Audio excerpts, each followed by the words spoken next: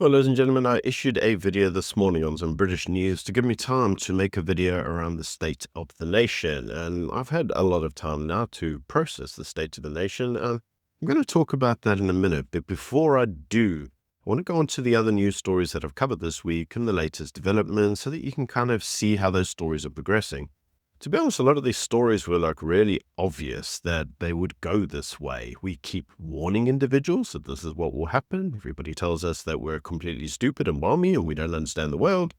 And then it turns out exactly as we thought it would. It's amazing how this happens every time. So let's first turn our attention to London. And that's because my last two videos, the one I issued this morning and a couple of days ago, were around London and some of the complete nonsense that's going on that side of the world. Well, in UCL, that's University College London, for those of you who don't understand British lingo, if you want to call it that, they've decided to hold another pro-Palestinian chant. But this time it's from London to Gaza, we will have an intifada.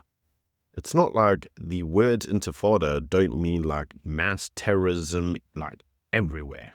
So what exactly is going on here? Well, we're not really sure, but have a watch.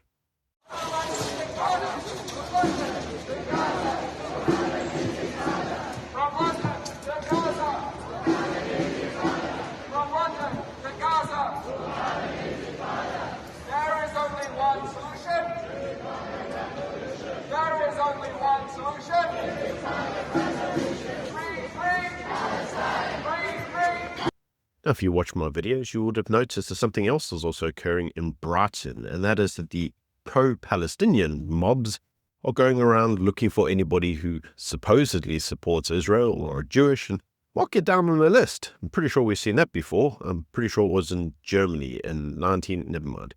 In any case, those individuals then made their way to the town hall, where they started to shout rather what is being classed as racist remarks. In fact, you can see that right here.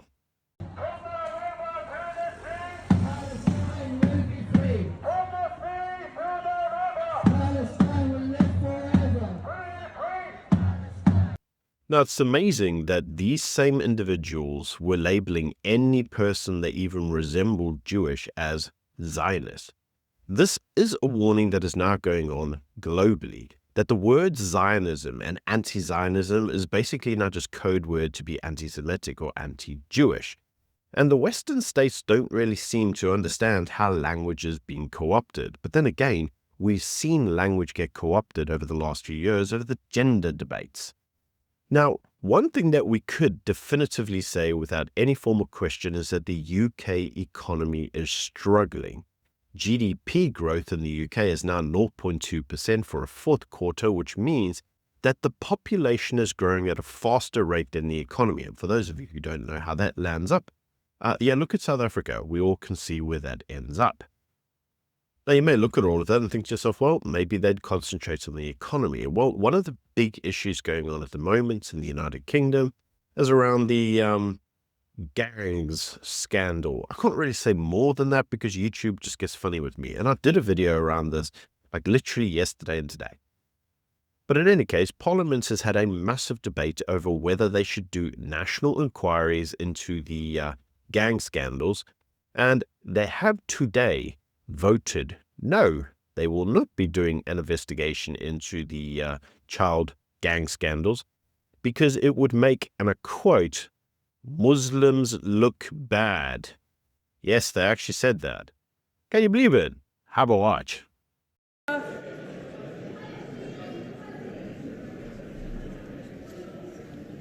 eyes to the right, 111. The nose to the left, 364.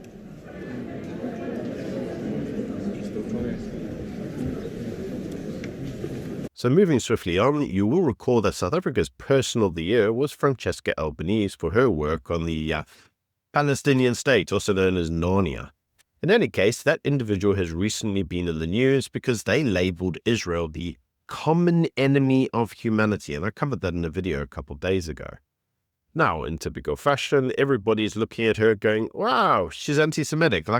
Yeah, and people have been arguing that potentially her information that she keeps publishing might be biased and might not actually really be accurate. Well, as you can see, in a turn of events, many are now turning against her, with even individuals in the Belgian parliament giving the following address to her. Have a watch. Dag Francesca Albanese. U heeft mij op een gegeven moment geblokkeerd op X. En dat is een kwaliteitslabel, waarvoor dank. Sindsdien volg ik u nog meer via de onderzoeksorganisatie UN Watch van de internationale jurist en gerenommeerde voorvechter van mensenrechten Hillel Neuer, u vast bekend. Ik had de eer om deze topper te ontmoeten in de eeuwige en ondeelbare hoofdstad van Israël, namelijk Jeruzalem. Ik ga er dus geen doekjes om winden. U bent een supporter van jihadistische terreur en van Hamas en u heeft financiële steun ontvangen van pro-Hamas lobbygroepen. En alsof dat nog niet erg genoeg is, bent u aangeklaagd of veroordeeld wegens antisemitisme door Canada, Duitsland, de VS en Frankrijk. Het zegt dan ook alles over Belgistan en dit islamiserende huis dat u hier vandaag bent uitgenodigd. Francesca Albanese, ik volg u zeer goed en ik weet dat u de Joodse staat behandelt als de Jood onder de naties en alleen maar liegt en bedriegt. U moet en zal dan ook van het politieke en activistische toneel verdwijnen, want mevrouw Albanese, neem dat van mij aan, never again is now. Wow. Monsieur Lacroix.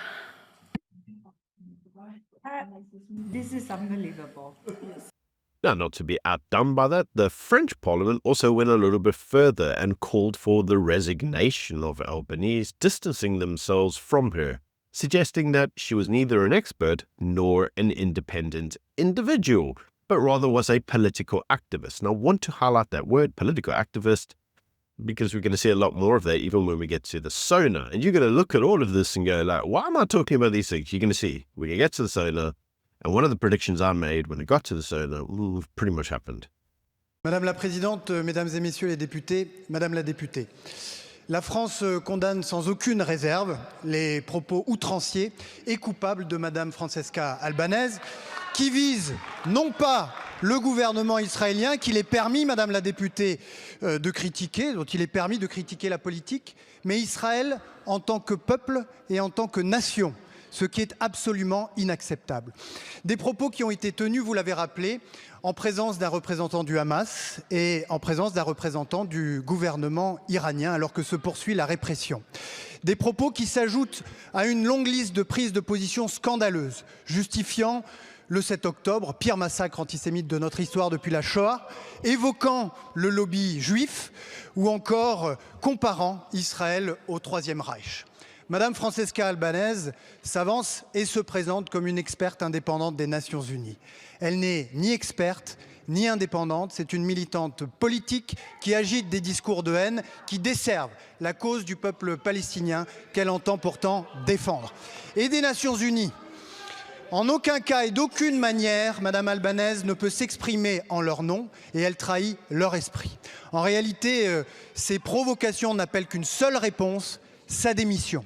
Et c'est en ces termes et avec cette fermeté, Madame la députée, que la France s'exprimera le 23 février prochain lors de la session du Conseil des droits de l'homme des Nations Unies. Let's move on again.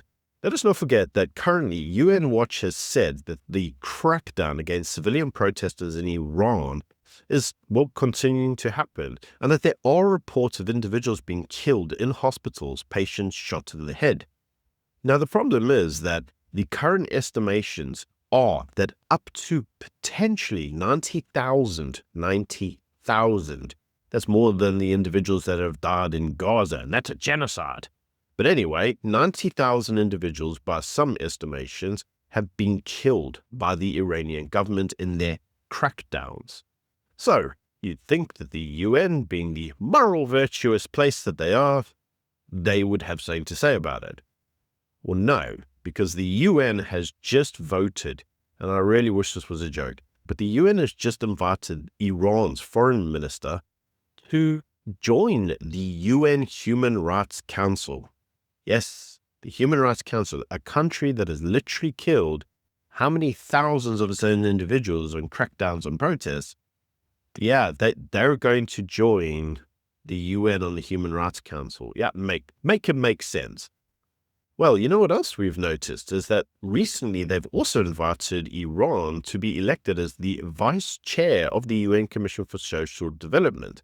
And would you know it? Do you know what the UN Commission for Social Development is promoting? Democracy, gender equality, and ensuring tolerance and non-violence. Iran, who's just killed 90,000 of their own people who were protesting. Yes, they seem like the exact person that I want on that council. And according to the UN themselves, the reason the individual was elected is because there were, and I quote, no objections. Have a watch. May I take it that the Commission wishes to elect by acclamation Mr. Abbas Tajik of the Islamic Republic of Iran and Mr. Shahryar Khajiev of Azerbaijan as vice chairs of the 65th session of the Commission for Social Development. I hear no objection. It is so decided. On behalf of the Commission, I would like to congratulate the elected members of the Bureau. Now, this raises the logical question as to why the UN is, well, quiet when it comes through to the atrocities of other nations. But when it comes through to the nation of Israel, well, that's another story entirely. Everybody's always got an opinion. But I'm also assured that Israel, being the most terrible place on the planet, is subjugating the poor individuals of Palestine who want nothing more than a free and fair society. Now, Ramaphosa, as I predicted, couldn't help himself, and he suggested in his Sona that we cannot consider ourselves free as long as the people of Palestine, Cuba, Sudan, and Western Sahara, and elsewhere suffer occupation, oppression, and war. Okay, so yet again, we're focusing on Palestine with the occupation. Cuba will be the oppression from the US because they're blockading Cuba. And Western Sahara, well, the reason that that's in the news with Ramaphosa is because there's a split between, is it African or does it belong to part of Morocco? And that's a completely another video, and I've covered that topic before. So, let's look at the make-believe state of Narnia, Palestine, because many individuals suggest that all these individuals want in Palestine is to live alongside other individuals in peace and harmony and rainbow clouds. Well, the Palestinian state, you know, that state that never existed, in any case, they've just drafted their first constitution. And it's amazing that their draft constitution ready for their statehood, well, that's got zero global attention whatsoever. So let's actually talk about it, shall we? Well, it claims Jerusalem as its capital and commits to protecting its Islamic and Christian sanctuaries. Completely omits Jewish holy sites, of course, no accident. And one has to wonder how Israel is supposed to divide its capital, its own capital, Jerusalem, back into East and West Jerusalem. Like, okay. Anyway, let's move on. It declares Islam as the official religion and evokes Islamic Sharia law as the primary source of legislation. But I was assured that they didn't have a problem with Israel being the only Jewish state in the Middle East. I was assured that all they wanted was democratic norms. Islamic Sharia law would never oppress the local populations who weren't, checks notes, Islamic. Anyway, it promises to respect the rights of Christians, but again, Jews omitted, because Jews don't matter. So what they actually want is a theocracy, and it says so in their draft constitution. But I'm assured by Western democratic societies full of liberal snowflakes that theocracies are terrible. But apparently, free Palestine? Can't make this make sense. In any case, it then goes on to say that they want to ensure the right of return for refugees. So for those of you who don't know what that is, that's an idea that if you can claim somehow you're Palestinian from something, you can just go there and live there. And they suggested that they would be relocating its own population to the sovereign territory of a neighboring state. I wonder what state that could be. Could it be Jordan? Probably not, because the Jordanians will kick the bejeebers out of them. Maybe it's Israel, like the other one next door. But I'm assured that they want a two-state solution and not a one-state solution that everybody else said, yeah, that's definitely what they want. So it claims sovereignty over a Palestinian state and the right to resettle its population in another state. Okay. I'm not sure how that will happen. That's like England saying, we declare sovereignty, we have the right to resettle our population in France. No one would go for that. Now, Article 12 was also a demand to abolish the state of Israel. Oh, okay, but I thought there was a two-state solution going on here. Isn't that what you all said? But we kept telling you that from the river to the sea meant just get rid of all the Jews in Israel. But nobody listened to them. It called them racist and apartheid activists. I mean, this is sounding a lot like apartheid, but what do I know? I'm just like some white stupid idiot, right? Now it commits to then giving the continued martyrs of the dead terrorists and the pay to slay stipends that everybody's suggesting that the Palestinian Authority should end. Well, they said they'll keep doing it. In fact, not only do they keep saying they'll do it, they're going to shrine it in the Constitution. It's a bit like that redress clause in the South African Constitution that we can all see is used for BEE, and we're all like, when is this going to end? Well, the answer is, well, never. So they're demanding self-determination, but they admit, yes, it actually says this in their constitution. They admit that Palestinians are not a nation and that Palestine is not their homeland. And Article 1 says that the land is part of a bigger Arab homeland and that the Palestinian Arabs are part of a broader Arab nation. Right, so you want self-determination, not really a nation itself, but your people are part of a nation with 21 states that are all Islamic with Islamic constitutions. Right. So free Palestine so that it can be like everyone else? Where is the logic in this? There is no brain cells in these individuals. Why is nobody critical enough to actually look at what people are saying and critique it with a brain? It just doesn't exist. And to that end, I feel like the global world is just retarded. Well, at least Gates McKenzie has said that he will never turn his back on Israel. And that, to be honest, is one of the reasons that I respect him, because he's actually gone there, he's actually looked at it, he's actually investigated it, and he's not just another sheeple. In fact, you can have a watch here. If you are looking for, well, I turn my back on Israel, you are looking at the wrong thing. I will never turn my back on Israel. So you remain true in your support of the Zionist genocide guilty perpetrators? I am a Christian. You are a Muslim. I cannot tell you how to be a Muslim. You can't tell me how to be a Christian. Well, there are many Christians who disagree with, with Zionism. Go speak to them. You're now speaking to this Christian. No, this Christian is telling you. Now, talking of Gates and McKenzie, in another video that I did on Truth Report, I suggested that the DA in the Western Cape would have a hard time with the PA and potentially the Freedom Front Plus.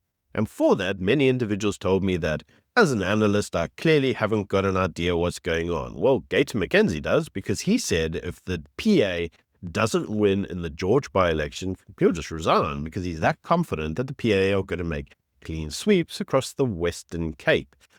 And would you know it, they did. So this is now their fourth municipality that they've won in George. Now, George is usually, or was, a DA stronghold once upon a time. Well, it's not anymore. It's actually becoming a fractured vote. In fact, you can actually see that the PA won by an overwhelming majority, at least 2/3.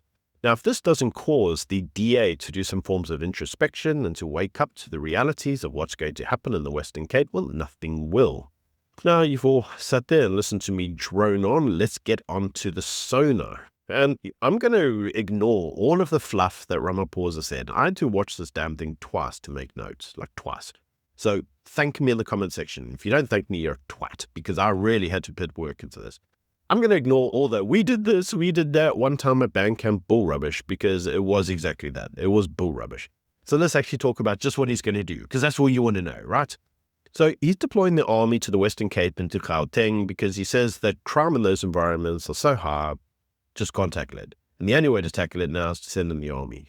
He says he's going to prioritize syndicates because he says that organized crime in South Africa is one of our biggest problems. And he mentioned a couple of those. He said the construction mafia and the land mafia and whatever else. He said that he's handpicking a strike team. So I don't know what the strike team is going to do, and I don't know what exactly this handpicking selection is going to be, but who cares? Anyway, he says that crime intelligence is going to be centralized, but we saw this before when he centralized intelligence in himself, and the state just got stupider. So, okay, fine. He says that he's adding up to 5,500 new cops.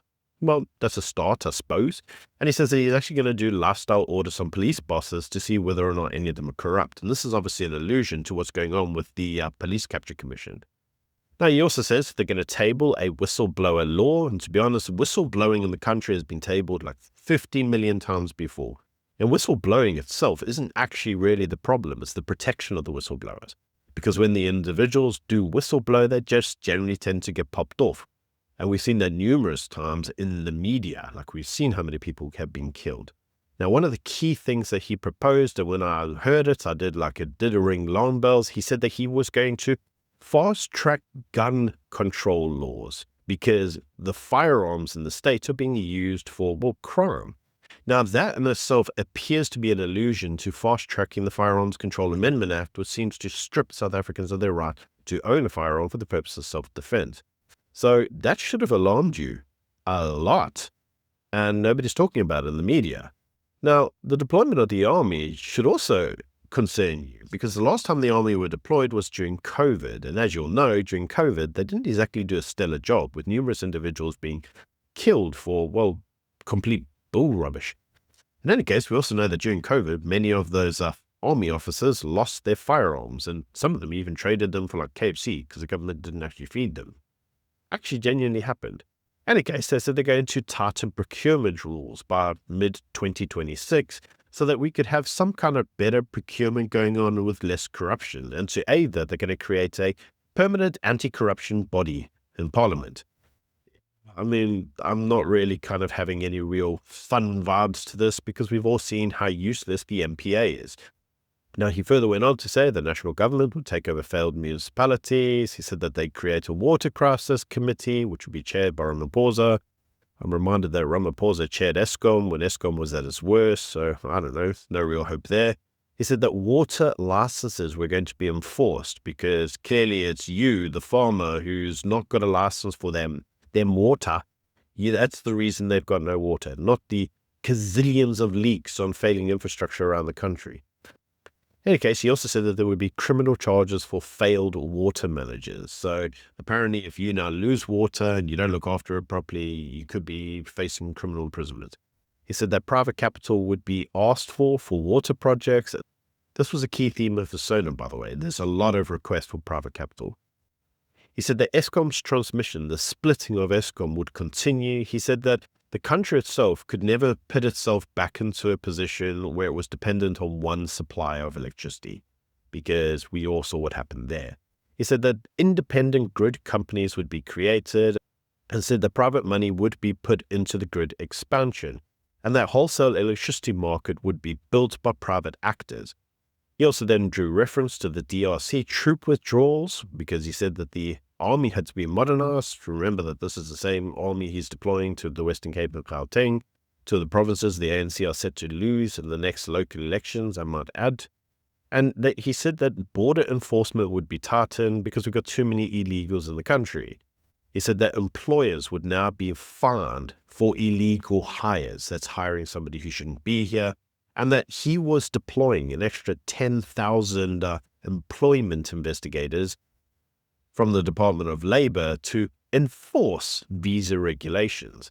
He then went further to say that everything in the state was going to be digitalized, and I did raise an eyebrow when I heard the great ideas of digital ID. Yep, he talked about digital ID. He talked about modernizing hospitals for NHI, and then he said like police reports would also go online, and everything would go online, and it would all just be online. I'm reminded that nothing online with the state works, and that the majority of the time, if you email somebody in the state, your mail will bounce back because their mailbox is full. Yeah, that's basically the Sona. It's pretty much what he said. It's deploying the army, He's privatizing shed loads of things, stripping you of your firearms, and the NHR will continue even though he doesn't know how. He's just going to upgrade some hospitals because he himself went to go visit some hospitals and was shocked at just how bad they were, because they're bad. And then, free Palestine. Yes, I pretty much predicted that this is exactly the nature of the Sona. The only real thing that I was shocked at was the deployment of the army because of crime. I did predict that crime would be a big feature of his speech. And obviously the idea that he's now directly referenced firearm controls laws, that's new, because he's usually avoided that conversation, but now he's directly tackled it.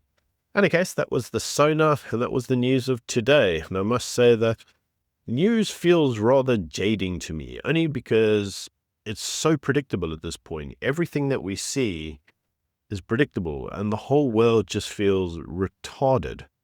Like there's just no brains to anybody anymore. Anyway, that's just my opinion. Do let me know what you think in the comment section below, and until next time, bye.